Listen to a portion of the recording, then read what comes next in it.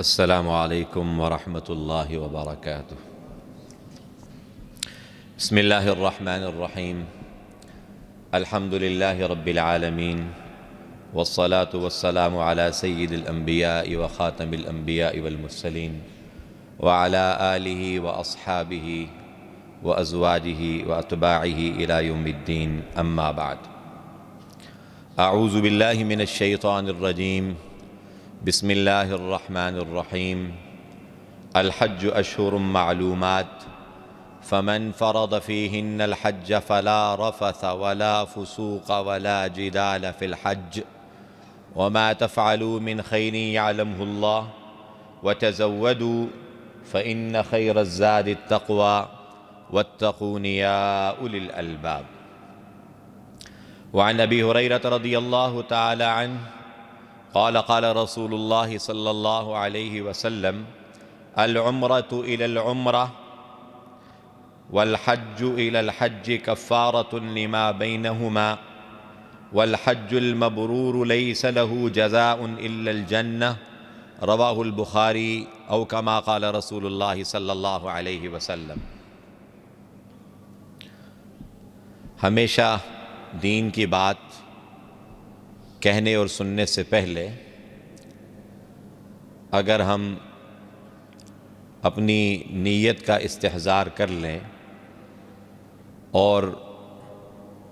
اپنے ذہن میں اس بات کو تازہ کر لیں کہ ہمارا دین کی مجلس کے اندر جمع ہونا یہ کوئی رسمی اور رواجی نہیں ہے، بلکہ ہم دین کو سیکھنے کی نسبت سے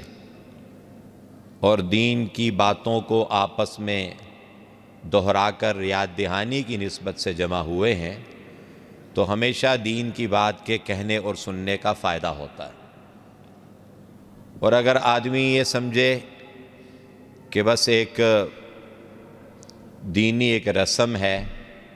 اور ایک روٹین ہے جس کو میں پورا کر رہا ہوں، تو پھر دینی مجالس کا پورا فائدہ نہیں ہوتا۔ تو ہم سب کے سب اللہ تعالیٰ کی عبادت کے لیے اللہ تعالیٰ کی محبوب ترین جگہ مسجد میں جمع ہیں۔ احب البلاد الی اللہ تعالی مساجدہا، اللہ تعالیٰ کے ہاں محبوب ترین جو جگہیں ہیں وہ اللہ تعالیٰ کی مسجدیں ہیں۔ زمین کی جتنے بھی حصے ہیں ان میں سب سے زیادہ محبوب اور پسندیدہ جگہ اللہ تعالیٰ کے ہاں مسجدیں ہیں۔ تو مسجد کے اندر ہم اللہ تعالیٰ کی عبادت کی نسبت سے جمع ہیں، اور دین کی بات کا جمعے کی نماز سے پہلے یہ معمول چلا آ رہا ہے۔ اس میں اگر ہم اس کی نیت کر لیں کہ بھی ہم سب دین کی باتوں کو محفوظ کر کے اس کو اپنی زندگی کا حصہ بنائیں گے، تو انشاءاللہ کہنے والے سننے والے سب کو فائدہ ہوگا۔ دوسری بات یہ ہے کہ اللہ تعالیٰ جو ہمارے خالق اور مالک ہیں، اللہ تعالیٰ کا اپنے بندوں سے مطالبہ یہ ہے کہ بندہ پورا مسلمان بن کے زندگی گزارے۔ ادخلوا فی السلم کافہ، پورے کے پورے اسلام میں داخل ہو جاؤ۔ ولا تتبعوا خطوات الشیطان، اور شیطان کے نقش قدم پر مت چلو۔ اس سے معلوم یہ ہوتا ہے کہ دین میں اپنے مزاج کے مطابق کچھ چیزوں پر عمل کرنا اور کچھ کو چھوڑ دینا، یہ شیطان کے پیچھے چلنا ہے۔ بھئی نماز تو پڑھی اللہ اور اس کے رسول کے حکم کے مطابق، جنازہ بھی پڑھا اللہ اور اس کے رسول کے حکم کے مطابق، لیکن زندگی کے باقی سارے معاملات کیے اپنی مرضی سے اور ویسے کیے جیسے دنیا دار اور دنیا کے اندر ہو رہے ہیں، تو اس سے زندگی میں برکت نہیں آتی۔ زندگی میں برکت اور رحمت کا تعلق اس بات کے ساتھ ہے کہ انسان اللہ تعالیٰ کے تمام احکامات کو پورا کرنے کی نیت کرے اور اس کی کوشش کرے۔ تو اللہ تعالیٰ کے احکامات کچھ تو ایسے ہیں کہ جس کا تعلق انسان کی عبادات کے ساتھ ہے، جس کے اندر نماز ہے، روزہ ہے، حج ہے، زکوٰۃ ہے، اور پھر دین کے کچھ احکام ایسے ہیں کہ جس کا تعلق انسان کی معاشرتی زندگی کے ساتھ ہے، کہ ہم ایک معاشرے کے اندر زندگی گزارتے ہیں تو ہم نے کیسے زندگی گزارنی ہے، اس میں والدین کے حقوق کیا ہیں، اساتذہ کے حقوق کیا ہیں، پڑوسیوں کے حقوق کیا ہیں۔ ابھی ہمارا موضوع نہیں ہے، لیکن ابھی جو ہے 21ویں سال کا اختتام ہو رہا ہے، دسمبر چل رہا ہے، تو ہمارے ہاں بہت سارے غیر مسلم ہمارے معاشرے کے اندر رہتے ہیں۔ غیر مسلموں کے حقوق کیا ہیں اور ان کے ساتھ کیا برتاؤ کرنا ہے اور اس کی لمٹس اور حدود کیا ہیں، ان سب کو سیکھنا اور ان کو اپنانا، یہ دین کا، قرآن و سنت کا ہم سے مطالبہ ہے۔ تو عبادات میں سے ایک بہت بڑی اور اہم عبادت وہ حج بیت اللہ کی عبادت ہے، اور آج اس موضوع کا انتخاب اس لیے کیا کہ چونکہ پاکستان کے اندر حج کی درخواستیں جمع ہو رہی ہیں اور اس کی تاریخ جو ہے وہ بڑھا دی گئی ہے، 22 دسمبر تک حج کی چونکہ درخواستیں جمع ہو رہی ہیں، تو اس نسبت سے اس موضوع کا انتخاب کیا کہ ہم اس بات کو سمجھیں کہ اللہ تعالیٰ کے احکامات میں سے حج کتنا قیمتی اور اہم حکم ہے۔ اگر ہم عبادات کو گہرائی کے ساتھ دیکھیں تو عبادات کے اندر ایک بہت گہرا فلسفہ ہے، اور وہ فلسفہ بنیادی طور پر یہ ہے کہ عبادت جو ہے اسی سے لفظ عبد بنا ہے، بندگی کا اظہار، کہ میں اپنی مرضی سے زندگی نہیں گزاروں گا،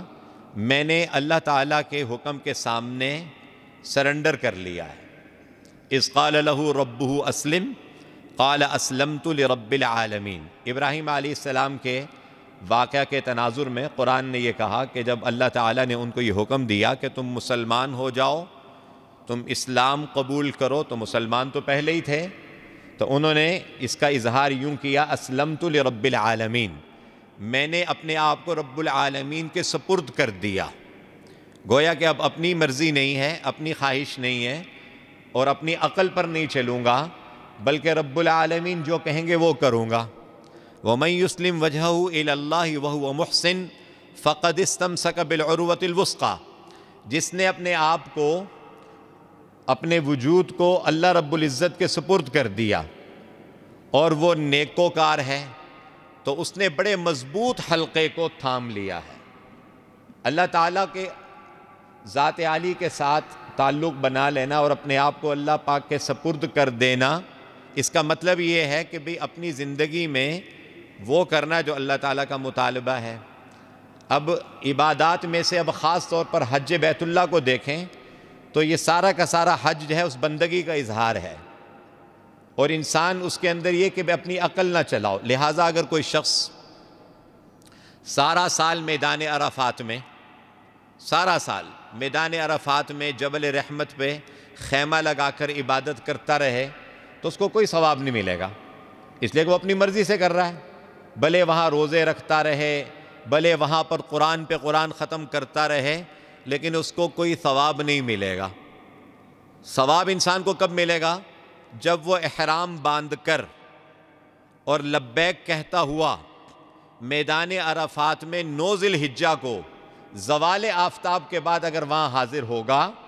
تو یہ عبادت بنے گا۔ اس سے پہلے سارا سال وہاں پر کوئی عبادت کرتا رہے،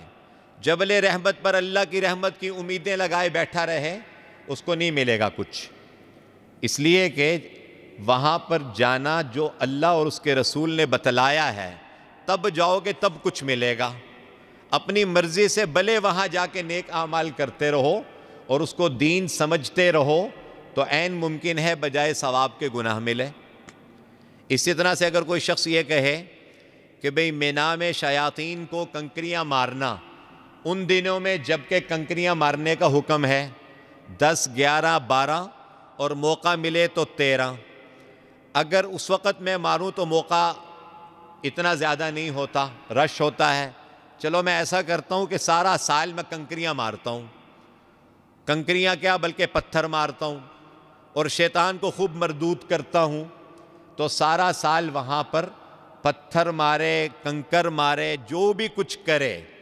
تو اس سے شیطان کو کچھ نہیں ہوگا، بلکہ شیطان اور خوش ہوگا کہ یہ اللہ اور اس کے رسول کے حکم کی بجائے اپنی عقل اور مرضی سے دین پر عمل کرنے کی کوشش کر رہا ہے۔ اس لیے حکم کیا ہے کہ بندے بنو اور بندگی کا اظہار کرو، اپنی مرضی کو مت چلاؤ۔ اس کی پریکٹس اور اس کی مشق نماز کے ذریعے سے ہر روز 5 مرتبہ کروائی جاتی ہے، اور روزے کے ذریعے سے سالانہ مشق کروائی جاتی ہے، اور حج کے ذریعے سے زندگی میں ایک بڑا کورس کروایا جاتا ہے بندگی کا، کہ تم نے بندہ اور بندی بن کے زندگی کیسے گزارنی ہے۔ لہٰذا اپنی عقل مت چلاؤ، اپنی مرضی نہ کرو، بلکہ جو اللہ نے فرمایا اور اس کے حبیب صلی اللہ علیہ وسلم نے کر کے بتلایا ویسے کرو گے تب تمہیں فائدہ ہوگا۔ اس لیے بھئی ایک تو اللہ تعالیٰ نے جن کو استطاعت نصیب کی ہے ان کو تو حج سے محروم نہیں ہونا چاہیے، اور یہ آج قرآن کریم کی ایک آیت نظروں سے گزری کہ جس میں اللہ تعالیٰ فرماتے ہیں وَإِذْ جَعَلْنَا الْبَيْتَ مَثَابَةً لِلنَّاسِ وَأَمْنًا، اس وقت کو یاد کرو کہ جب ہم نے بیت اللہ کو مثابہ، اس کے 2 مطلب کیے جا سکتے ہیں۔ ایک مطلب اس کا مفسرین نے یہ بیان کیا ہے بار بار لوٹنے کی جگہ۔ اس وقت کو یاد کرو جب ہم نے بیت اللہ کو بار بار لوٹنے کی جگہ بنایا ہے، اور یہ بات تجربے اور مشاہدے کے عین مطابق ہے کہ جو شخص جس کو اللہ تعالیٰ ایک مرتبہ حاضری کی توفیق دے دیتے ہیں اور وہ بیت اللہ کا طواف کرتا ہے، عمرہ کرتا ہے، حج کرتا ہے، تو ایک مرتبہ حج اور عمرہ کرنے سے دل بھرتا نہیں ہے۔ ہر مسلمان کا دل کرتا ہے کہ میں بار بار حاضری دوں، بار بار حاضری دوں۔ حالانکہ دنیا کے اندر خوبصورت سے خوبصورت جو ہے وہ تفریح گاہ کیوں نہ ہو، آدمی 1 مرتبہ جاتا ہے، 2 مرتبہ جاتا ہے، 3 مرتبہ جاتا ہے، دل اکتا جاتا ہے۔ یہ خاص طور پر راولپنڈی اسلام آباد میں رہنے والے لوگ، جو مری بالکل قریب ہے، اب مری 1 مرتبہ چلے گئے، 2 مرتبہ چلے گئے، 3 مرتبہ چلے گئے، تو اس کے بعد پھر کوئی عزیز رشتہ دار دوست آ جائے تو اس کے ساتھ تو بندہ چلا جاتا ہے لیکن دل بھر جاتا ہے۔ کتنے ہی دوست آپ کو پنڈی اسلام آباد میں ایسے ملیں گے کہ جن کو 5-5 10-10 سال ہو گئے یہاں پہ رہتے ہوئے، لیکن مری کا چکر نہیں لگایا۔ حالانکہ یہاں سے تقریباً 40-45 منٹ کی ڈرائیو ہے، مری بندہ پہنچ جاتا ہے، خوبصورت جگہ ہے، لیکن انسان کئی مرتبہ دیکھنے کے بعد دل بھر جاتا ہے۔ لیکن قربان جائیں اللہ تعالیٰ کے گھر پر کہ اس کی زیارت کرنے والے اگر اس مجمع میں ایسے خوش نصیب ہے کہ جنہوں نے 30-40 مرتبہ زیارت کر لی ہے اور 30-40 مرتبہ حاضری دے دی ہے، ان سے پوچھو تو ان کا دل بھی مشتاق ہے کہ وہ دوبارہ حاضری دے۔ یہ اللہ تعالیٰ نے اس جگہ کو انسان کے دل کے قرار کی جگہ بنایا ہے۔ کل شیء یرجع الی اصلہ، عربی میں کہتے ہیں کہ ہر چیز اپنی اصل کی طرف لوٹتی ہے۔ تو ایمان کا وہ منبع ہے، ہدایت کا وہ مرکز ہے، اس لیے جو ہدایت کا طالب ہوتا ہے اور اللہ کا واقعی معنی میں بندہ اور بندی ہوتی ہے، اس کا دل بار بار اللہ کے گھر کی حاضری کو چاہتا ہے۔ تو فرمایا کہ اللہ تعالیٰ نے اس جگہ کو ثواب کی جگہ اور بار بار لوٹنے کی جگہ بنایا ہے اور امن کی جگہ بنایا ہے۔ اس لیے نبی اکرم صلی اللہ علیہ وسلم نے حج بیت اللہ کی سعادت حاصل کرنے کو فرض قرار دیا، اور یہ فرمایا کہ من ملک زادا وراحلۃ تبلغہ الی بیت اللہ، کہ جو آدمی سواری اور زاد راہ کا مالک ہو، ایسی سواری جو کہ اس کو بیت اللہ تک پہنچا دے، اور اس کے باوجود ولم یحج، اور اس کے باوجود بھی اس نے حج نہیں کیا،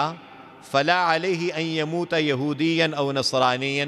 والعیاذ باللہ العلی العظیم، کہ آپ نے فرمایا پھر اس بات کی کوئی پرواہ نہیں کہ یہ شخص یہودی ہو کر مرے یا نصرانی ہو کر مرے، کہ اللہ نے تمہیں استطاعت دی۔ حج ہر ایک پر فرض نہیں ہے، اللہ تعالیٰ نے حج کو فرض کیا اس شخص پر جو کہ استطاعت رکھتا ہے۔ اور استطاعت کا کیا مطلب؟ اللہ کے نبی صلی اللہ علیہ وسلم نے بتلا دیا کہ اتنا اس کے پاس خرچہ اور اتنی اس کے پاس جو ہے وہ رقم موجود ہو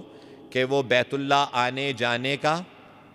فی زمانہ، جس زمانے میں بھی وہ زندگی گزار رہا ہے، اور پھر وہاں کے قیام کے دوران جو خرچہ ہے وہ بھی، اور پھر جن لوگوں کا خرچہ اس کے ذمے لازم ہے، یہ نہیں کہ خود تو والد صاحب تشریف لے گئے حج کرنے کے لیے اور پیچھے یہاں پر بچے، نابالغ اور بیوی وہ لوگوں سے مانگتے پھریں، ایسا نہیں،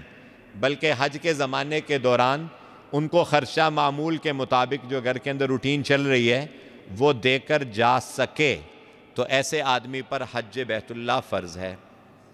اب عام طور پر بات ذہن میں آتی ہے کہ حج تو بھئی اس سال بہت مہنگا ہو گیا، تقریباً 11 لاکھ کا حج ہو گیا، تو بھئی جب حج جو ہے وہ لاکھ سوا لاکھ کا تھا اس وقت بھی لوگوں کو مہنگا لگتا تھا، جانے والے پھر بھی جاتے تھے۔ اب اگر حج 11 لاکھ کا ہوا تو سعادت مند اب بھی جا رہے ہیں،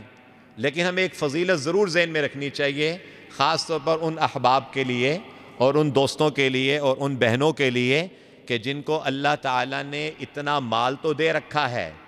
لیکن نظر لگی ہوئی ہے آئندہ ضرورتوں کی طرف، کہ بیٹے کی شادی کرنی ہے، بیٹے کو باہر بھیجنا ہے، اور جناب ابھی تو اپنا مکان بنانا ہے، ابھی تو اپنا بزنس سیٹ کرنا ہے۔ یہ سارے کے سارے عذر بہانے جو کہ ہمارے ہاں ہوتے ہیں، جس کی وجہ سے بالخصوص ہمارے ہاں پاکستان میں عموماً لوگ بڑھاپے میں جا کے حج کرتے ہیں۔ تو بھئی اس تاخیر اور اس انتظار میں مت پڑیے۔ اللہ کے نبی صلی اللہ علیہ وسلم کا ارشاد ہے جس کو امام ترمذی رحمۃ اللہ علیہ نے نقل کیا ہے، آپ نے فرمایا تابعوا بین الحج والعمرہ، حج اور عمرہ ساتھ ساتھ کیا کرو، اور ایک دوسری روایت میں ادیمو، مستقل کیا کرو، حج بھی اور عمرے بھی، فإنہما ینفیان الفقر والذنوب، اس لیے کہ یہ دونوں فقر کو بھی، فقر جو تم ڈر رہے ہو نا کہ 11 لاکھ لگا کے سیونگ ساری ختم ہو جائے گی، میں نے تو 3 4 5 10 سال لگا کر 11 لاکھ 12 لاکھ کمایا، جمع کیا، اور اب آپ کہہ رہے ہو کہ بھی اس پہ حج کر لو تو جیب تو خالی ہو جائے گی۔ تو اللہ کے نبی فرما رہے ہیں کہ حج اور عمرہ کرنا یہ فقر کو بھی ختم کر دیتا ہے اور انسان کے گناہوں کو بھی ختم کر دیتا ہے۔ کیسے؟ جیسا کہ اگر لوہے کو بٹی میں ڈالو تو آگ بٹی کے اندر اس لوہے کے اندر کے گند کو علیحدہ کر دیتی ہے، صاف کر دیتی ہے، سونے اور چاندی کو اگر بٹی میں ڈالو تو وہ سارا کا سارا گند صاف کر کے خالص سونا اور چاندی تمہیں مہیا و دستیاب کر دیتا ہے، ایسے ہی حج اور عمرہ تمہیں صاف ستھرا کر دیتا ہے گناہوں سے بھی، اور اس کے ساتھ ساتھ تم سے فقر کو بھی دور کر دیتا ہے۔ تو بھی جن کو اپنا ہاتھ تنگ معلوم ہو رہا ہے لیکن اللہ کے فضل سے اتنا مال موجود ہے تو بھئی اس میں تاخیر نہیں کرنی چاہیے۔ ابن عباس رضی اللہ تعالی عنہما کی ایک حدیث ہے جن کو امام احمد نے مسند احمد میں نقل کیا ہے کہ آپ نے فرمایا تعجلوا الی الحج،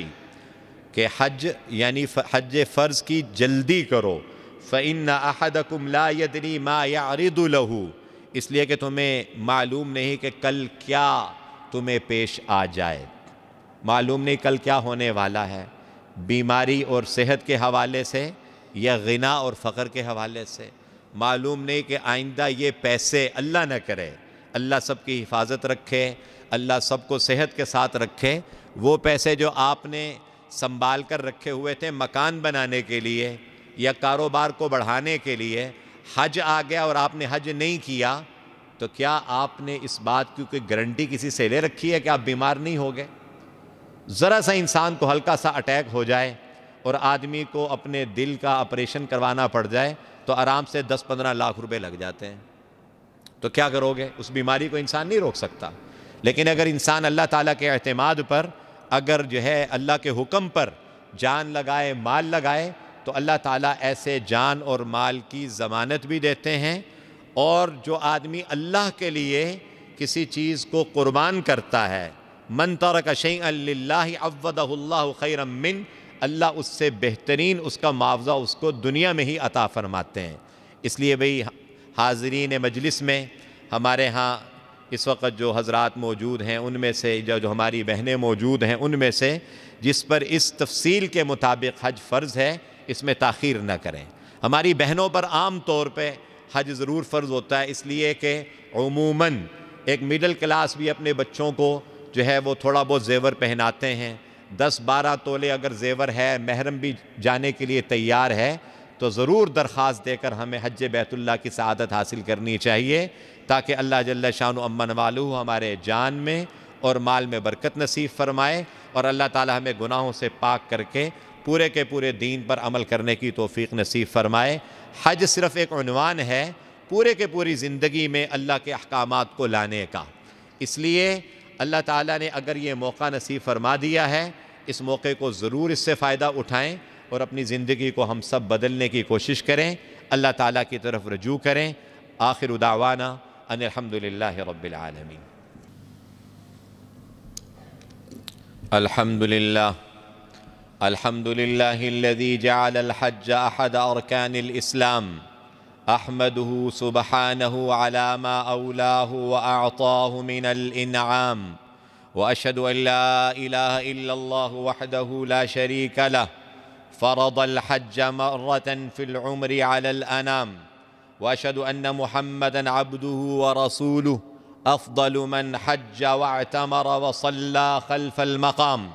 सल्लल्लाहु अलैहि व अला आलिहि व सहबिहि व अतबाइहि इला यौमिल मक़ाम। अम्मा बाद फ़इन्न खैरल हदीस किताबुल्लाह व खैरल हदी हदी मुहम्मदिन सल्लल्लाहु अलैहि वसल्लम व शर्रल उमूरि मुहदसातुहा व कुल्ल मुहदसतिन बिदअह व कुल्ल बिदअतिन दलालह व फ़ी रिवायतिन व कुल्लु दलालतिन फ़िन्नार वल अयाज़ु बिल्लाहिल अलिय्यिल अज़ीम। अय्युहल इख़्वा इत्तक़ुल्लाह अल मलिकल अल्लाम अल क़ुद्दूस अस्सलाम तफ़ूज़ु बिदारिस सलाम व मुजावरति सय्यिदिल अनाम सल्लल्लाहु अलैहि वसल्लम। या इबादल्लाह, हदीसुना फ़ी हाज़िहिल लहज़ाति वद्दक़ाइक़िल मअदूदात व नहनु फ़ी अय्यामित तस्जील लिअदाइ फ़रीज़तिल हज्ज फ़यहसुलुल हदीस अन हाज़िहिल फ़रीज़ह वल इबादतिल फ़ज़ीलह फ़हिय इबादतुल उम्र व ज़हरतुद दहर व जमालुद दौइ वल बद्र फ़लना मिन्हा थलासु अनासिर फ़र्दुहा व फ़ضलुहा व शुरूतुहा वल हज्ज फ़रीज़तुन व रुक्नुन मिन अरकानिल इस्लाम कमा समिअतुम बित्तफ़सील व अहदु मबानिहिल इज़ाम व शआइरुहुल जसाम। क़ाल अल्लाहु सुब्हानहु व तआला बाद अऊज़ु बिल्लाहि मिनश शैतानिर रजीम वलिल्लाहि अलन नासि हिज्जुल बैति मन इस्तताअ इलैहि सबीला व क़ाल तआला व अज़्ज़िन फ़िन्नासि बिल हज्जि यअतूक रिजाला व अला कुल्लि दामिनिन यअतीन मिन कुल्लि फ़ज्जिन अमीक़। व क़ाल अल्लाहु सुब्हानहु व तआला अल हज्जु अश्हुरुम मालूमात फमन फ़रद फ़ीहिन्नल हज्ज फ़ला रफ़थ वला फ़ुसूक़ वला जिदाल फ़िल हज्ज वमा तफ़अलू मिन खैरिन यअलमुहुल्लाह वतज़व्वदू फ़इन्न खैरज़्ज़ादि त्तक़वा वत्तक़ूनि या उलिल अलबाब। अय्युहल अख़िल मुकर्रम, फ़फ़ी सहीह मुस्लिम अन नबी सल्लल्लाहु अलैहि वसल्लम क़ाल इन्नल्लाह क़द कतब अलैकुमुल हज्ज फ़हुज्जू फ़हाज़ा फ़र्ज़ुक व दीनुक मन जहद वुजूबहा फ़हुव काफ़िरुन बिल्लाहि रब्बिल आलमीन व मन तरकहु तकासुलन व तहावुनन फ़हुव अला ख़तरिन कबीर व ज़ंबिन अज़ीम वला यजिबु हाज़िहिल फ़रीज़ह इल्ला फ़िल उम्रि मर्रतन फ़हुव फ़रीज़तुल उम्र व हाज़ा मिन फ़ज़लिल्लाहि सुब्हानहु व तआला व करमिहि व जूदिहि व इहसानिहि लिमा फ़ी मुस्लिम लम्मा क़ाल रसूलुल्लाहि सल्लल्लाहु अलैहि वसल्लम अय्युहन्नास इन्नल्लाह फ़रद अलैकुमुल हज्ज फ़हुज्जू फ़क़ाम रजुल व क़ाल या रसूलल्लाह अकुल्लु आमिन फ़सकत अलैहि अस्सलातु वस्सलाम फ़कर्रर अर्रजुलु अस्सुआल फ़क़ाल सल्लल्लाहु अलैहि वसल्लम ला वलौ क़ुल्तु नअम लवजबत वलमस्ततअतुम औ कमा क़ाल रसूलुल्लाहि सल्लल्लाहु अलैहि वसल्लम। व अम्मा फ़दाइलुहु फ़हिय कसीरा मिन्हा मा रुविया अन अबी हुरैरह रज़ियल्लाहु अन्हु सुइल अन्नबी सल्लल्लाहु अलैहि वसल्लम अय्युल अअमालि अफ़ज़ल क़ाल ईमानुन बिल्लाहि व रसूलिहि क़ील थुम्मा माज़ा قال: جهاد في سبيل الله. قيل: ثم ماذا؟ قال: حج مبرور. رواه البخاري في صحيحه. ومنها أنه يطهر المرء من الذنوب فيرجع كأنه مولود جديد. ففي الصحيح عن أبي هريرة رضي الله عنه قال: قال رسول الله صلى الله عليه وسلم: من حج فلم يرفث ولم يفسق رجع كيوم ولدته أمه. فاشترط في القبول شرطان: عدم الفسق وهو المعاصي قولا وفعلا، والرفث الجماع ودواعيه. وثالثها أنه نوع من الجهاد في سبيل الله لما فيه من المشقة والتحمل وبذل الجهد والطاقة. فعن أم المؤمنين عائشة رضي الله تعالى عنها أنها قالت: يا رسول الله، نرى الجهاد أفضل العمل، أفلا نجاهد؟ قال: لا، لكن أفضل الجهاد وأجمله حج مبرور. والرابع من الفضائل والمنافع أن منازله وجزاءه أعلى الغرف والمنازل. ففي الصحيحين عن أبي هريرة رضي الله تعالى عنه مرفوعا: العمرة إلى العمرة والحج إلى الحج كفارة لما بينهما، والحج المبرور ليس له جزاء إلا الجنة، أو كما قال رسول الله صلى الله عليه وسلم: هنيئا لكم، هنيئا لكم لمن أكرمه الله سبحانه وتعالى، ولمن بادر وسارع فغفر الله ذنبه وستر عيبه وتجاوز عنه وقبل منه، فعاد كيوم ولدته أمه، ورفع منزلته وأعلى درجته، فهي شعيرة محدودة في أيام معدودة. أقول قولي هذا وأستغفر الله لي ولكم ولسائر المسلمين فاستغفروه إنه هو الغفور الرحيم.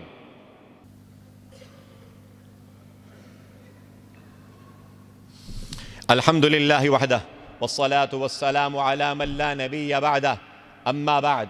أعوذ بالله من الشيطان الرجيم. إن الله وملائكته يصلون على النبي يا أيها الذين آمنوا صلوا عليه وسلموا تسليما. اللهم صل على سيدنا ومولانا محمد عبدك ورسولك، وصل على المؤمنين والمؤمنات والمسلمين والمسلمات، وبارك على سيدنا ومولانا محمد وأزواجه وذريته. قال النبي صلى الله عليه وسلم: الله الله في أصحابي، لا تتخذوهم غرضا بعدي، فمن أحبهم فبحبي أحبهم، ومن أبغضهم فببغضي أبغضهم، وخير القرون قرني، ثم الذين يلونهم ثم الذين يلونهم، أو كما قال رسول الله صلى الله عليه وسلم.